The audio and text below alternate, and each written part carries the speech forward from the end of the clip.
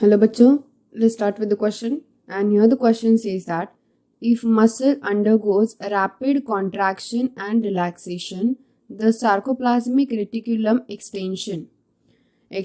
So यहाँ पे question में क्या बोला गया है? So question is about that the muscle undergoes rapid contraction and relaxation.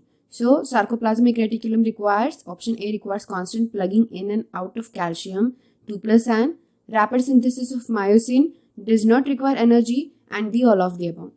So let's see कि क्या होता है जबकि मसल कॉन्ट्रैक्शन रैपिडली क्या होगा, रैपिड वे में कॉन्ट्रैक्शन भी होगा एंड रिलैक्सेशन भी होगा, contraction and relaxation.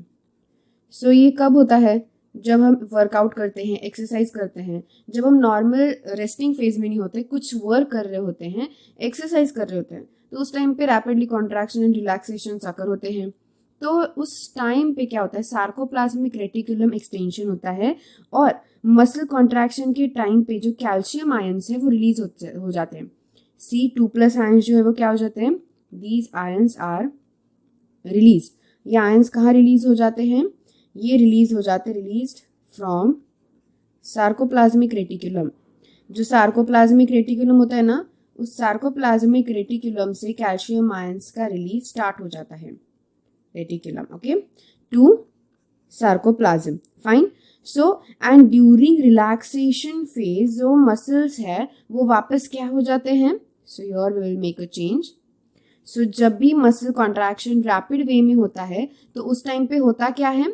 So muscle contraction rapid वे में हो गया, कैल्शियम आयंस रिलीज हो गए, राइट. तो कॉन्ट्रैक्शन के टाइम पे ये कॉन्ट्रैक्शन हुआ, कॉन्ट्रैक्शन की वजह से रिलीज हुआ calcium ion, right. Calcium ion release हुआ. अब वापस से जब रिलैक्सेशन हो जाएगा, when there will be again relaxation, अब कॉन्ट्रैक्शन हो गया उसके बाद रिलैक्सेशन होगा.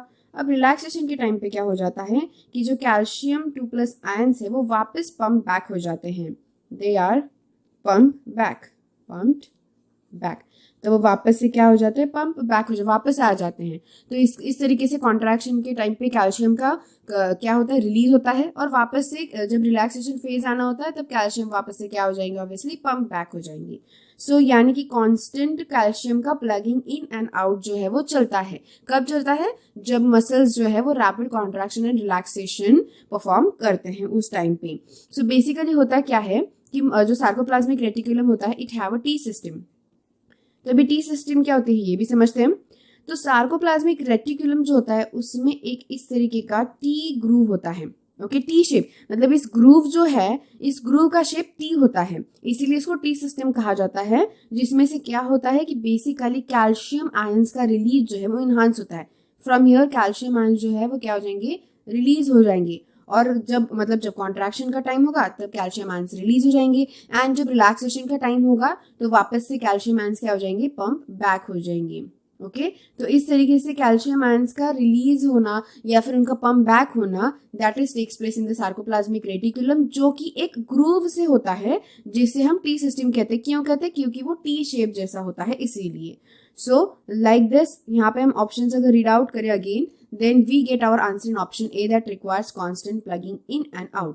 तो जब मसल कॉन्ट्रैक्शन होता है तो कॉन्स्टेंटली जो है कैल्शियम आयंस का प्लगिंग इन एंड आउट होना जरूरी है. मायोसिन का सिंथेसिस जरूरी नहीं है और ऐसा नहीं हो सकता कि एनर्जी की रिक्वायरमेंट नहीं होती. Obviously rapid contraction and relaxation के टाइम पे एनर्जी रिक्वायर्ड होती है. So that's why option A is our correct answer option. So I hope you got the answer very well. Thank you and all the best.